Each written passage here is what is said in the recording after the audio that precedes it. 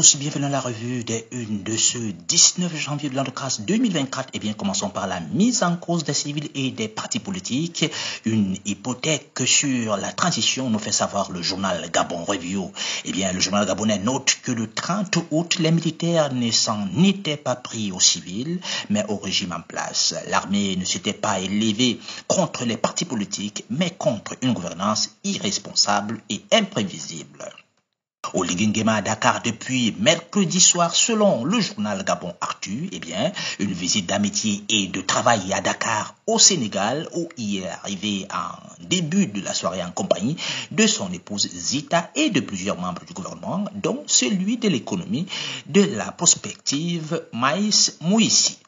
Le journal La Luida note qu'au Tchad, le gouvernement va élaborer un nouveau plan national de développement. Direction Afrique de l'Ouest avec le journal Sidiawa qui note les Comores et l'indéboulonnable Assoumani. Eh bien, aux Comores, l'ère du colonel Azali Assoumani ne va pas se refermer de sitôt, comme le souhaitent ses adversaires politiques. Eh bien, l'homme fort du pays a été réélu au premier tour avec 62,67% des voix mardi 16 janvier 2024 pour un troisième mandat consécutif à la tête de ce pays de l'Afrique australe.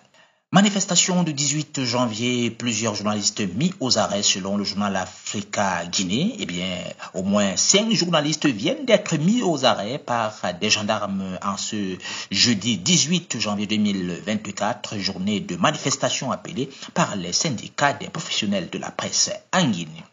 Le journal La Nouvelle Tribune évoque le terrorisme et les députés qui dotent justement le Bénin d'un cadre législatif approprié.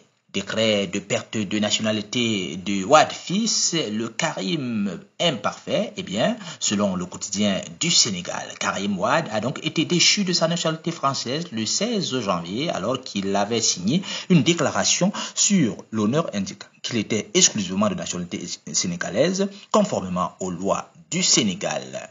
Le journal Aujourd'hui au Faso parle donc de Moroni sous siège après l'annonce des résultats de la présidentielle, l'opposition qui crie à la flibusterie électorale.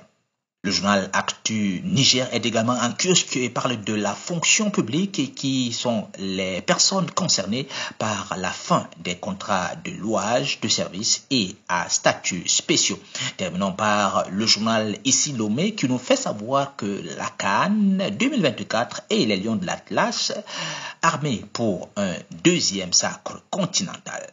Voilà qui fait l'essentiel des sujets traités par la presse en ce 19 janvier dans le grâce 2024, mesdames, messieurs. Merci d'avoir suivi.